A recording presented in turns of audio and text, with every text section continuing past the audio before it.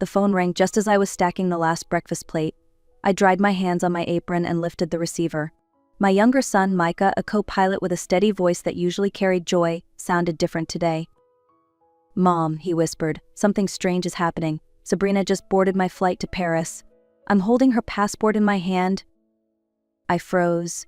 Upstairs, I could still hear water rushing in the shower. Then, as if to mock me, Sabrina's voice floated down the stairs, cheerful and ordinary. "I'll be quick, Mom." I pressed the receiver tight, my heart pounding. "Micah, she's here. I heard her. She's upstairs." There was a pause on the line long enough that I could hear his breathing. Then he spoke again, lower, firmer. "Mom, I'm looking at her right now, seat 2A, talking close with a well-dressed man." At that moment, the bathroom door creaked open behind me. Footsteps. A voice, "Glad you're home." My name is Ruth Calder, and that was the morning I began a notebook I would call my ledger of truth. If you've ever felt torn between what your eyes see and what your heart fears, stay with me. This was the day I learned that sometimes family life can split in two. My name is Ruth Calder, and I have lived in Asheville, North Carolina, for more than 3 decades. I am 66 years old, a widow for 10, and for most of that time, my home has been the anchor for my family. My older son, Grant, is a thoughtful architect who spends long hours at his drafting table, surrounded by rolls of blueprints and half-empty mugs of coffee. His wife, Sabrina, came into our lives with a polished smile and quick hands in the kitchen. Their son, Theo, is 7 years old, full of boundless energy and endless questions that light up even the most ordinary afternoons. My younger son, Micah, is a co-pilot, always in motion, always chasing the horizon. Each time he calls between flights, his voice fills the house with pride and warmth. I have always believed that my husband, Mark, who passed away a decade ago, would have been proud of the family we built together. And until recently, I believed Sabrina was the missing piece, the daughter I never had. She was tidy, industrious, always humming when she cooked, and she had a way of soothing Theo that made me grateful she had chosen Grant. But my husband once told me, "When your mind feels noisy, Ruth, write down what's true." His words would come back to guide me when life in this quiet house began to fracture. Micah's voice didn't waver often, but that morning it carried a weight I couldn't ignore. He explained that just before boarding, he'd run back toward the gate to grab some misplaced paperwork. There, on the floor near the jetway, he spotted a passport. He bent to pick it up, planning to hand it to the desk agent. But when he opened it, his breath caught. The picture was Sabrina's, clear as day. The name, the birth date, everything matched. I tried to laugh it off. "Honey, it must be a mistake. Maybe a traveler with a similar look. Sabrina is upstairs right now." Silence stretched on the line. Then he whispered, "Mom, I just checked the cabin myself. She's in seat 2A. I know her walk, her hair, the way she crosses her legs. And she wasn't alone. There's a man with her polished suit, cufflinks glinting in the light. They were leaning in close like a couple." My pulse raced. I looked toward the staircase, where steam still drifted from the bathroom door. It felt as if my home and that airplane were existing in 2 separate truths at once. Micah's last words before the announcement crackled overhead chilled me. "I swear to you, Mom," she smiled at me, then turned away as if she didn't know me. In the days that followed, I began noticing small contradictions that refused to leave my mind. At first, I brushed them off as nothing more than quirks, but once Micah's call lodged itself inside me, every detail seemed sharper. One morning, I watched Sabrina jot down a grocery list neatly with her right hand, each letter straight and precise. The very next day, she scrawled a quick note for Theo's lunchbox using her left hand, messy and slanted. When I asked about it, she laughed lightly. "Just practicing, Mom. Keeps the brain sharp." I smiled back, but a knot had already tightened in my stomach. Her mood shifted just as strangely. One evening she sang a lullaby, her voice soft, coaxing Theo to sleep. The next night, that same little boy spilled a glass of water at the dinner table, and she snapped at him sharply, calling him careless. The whiplash in tone left me staring at her, wondering which version was the real one. Even her clothing became part of the puzzle. She left the house in a white blouse, basket swinging in her right hand. Hours later, she returned in navy, the basket dangling from her left. When I asked why she had changed, she shrugged. "Spilled something on it." Then there were the tiny gestures, how she stirred soup counterclockwise when I had always seen her stir clockwise, how she opened the wrong cabinet for the salt, as though she had never memorized the kitchen. My husband's old saying echoed louder each day: when behavior disagrees with biography, write it down. And so, reluctantly, I began. It wasn't just me. Soon, neighbors and friends began to notice the same strangeness I had been scribbling down in my notebook. One afternoon, Mrs. Whitcomb stopped by to return a dish. She smiled politely but tilted her head. "Ruth, isn't your daughter-in-law right-handed? Yesterday she gave me this plate with her left." I nearly asked if she'd hurt her wrist. I forced a chuckle, but inside her words pressed down like another stone on the pile. At the bakery, Mr. Paddle shared his own impression. "Strange thing," he said, handing me Theo's favorite rolls. "Last week she praised my cardamom buns and laughed like we'd known each other for years. But this morning she barely spoke, didn't even look up from her wallet. Paid exact change, left without a word." And then, most painfully, came Theo's quiet observation. We were coloring together when he set down his crayon and whispered, "Grandma, I like nice voice mom better than storm voice mom." I pulled him into my arms, kissing his hair as my throat tightened. Out of the mouths of children came the truth we adults sometimes refuse to admit. There wasn't just a shift in Sabrina's mood. There were two different versions of her moving through our lives, and my grandson already felt the fracture. That night, I pulled an old spiral notebook from the drawer where I kept spare envelopes and stamps. If my mind was going to keep circling, I needed something solid. I titled the first page Ledger of Truth. I began with the simplest details: dates, times, actions. Nothing fancy, just facts. 3:10 p.m. Sabrina leaves for market with red basket. Returns 5:55 p.m. with blue basket. Explanation: friend lent it. Next line: bedtime. Yesterday she sang lullaby. Tonight she refused and left Theo crying. It felt odd at first, recording my own daughter-in-law like a detective. But once the ink dried, I noticed something. My shoulders relaxed. Paper was neutral. Paper wouldn't argue back. Each day the notebook grew. School form signed left-handed. White blouse in morning, navy blouse at return. Tone of voice: affectionate Monday, cold Tuesday. As I filled each line, I thought of my husband's words: "When your head spins, write what's true." And so I wrote. For anyone listening now, know this: if life ever makes you feel like you're imagining things, put pen to paper. A simple line with a date and verb: June 12, 5:40 p.m. Raised her voice at dinner can cut through fog. It may not give you peace immediately, but it will give you ground to stand on.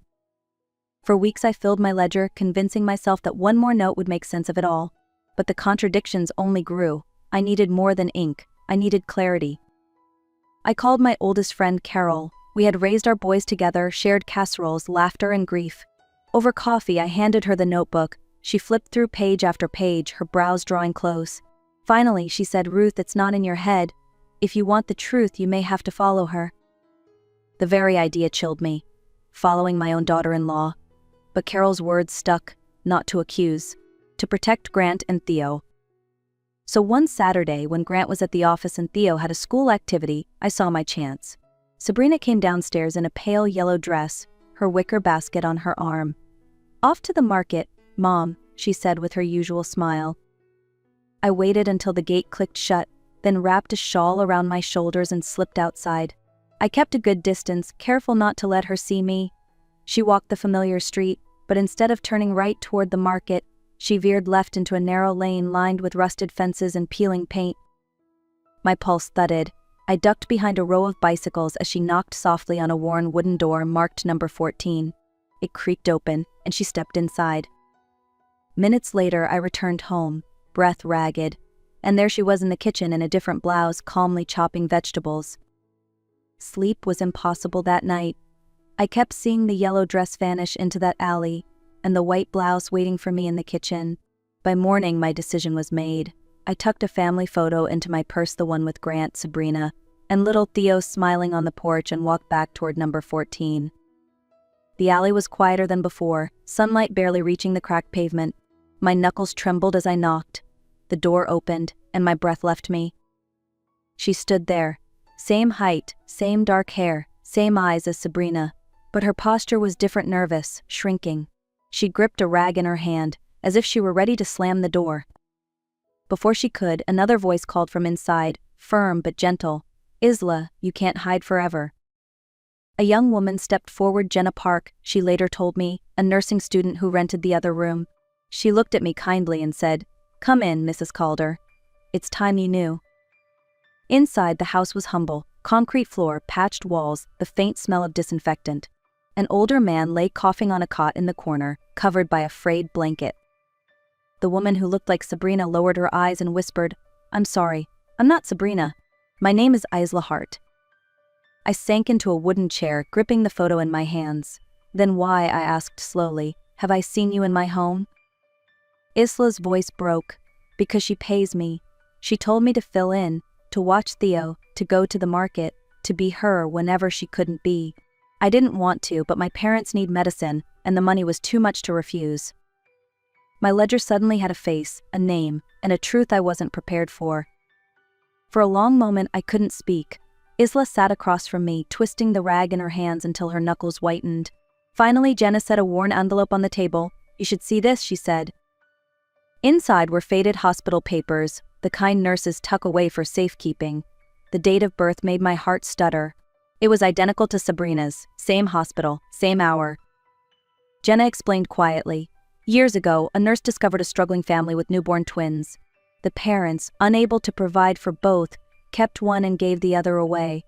Isla had been raised by a kind but poor woman who worked long hours and took her in as her own."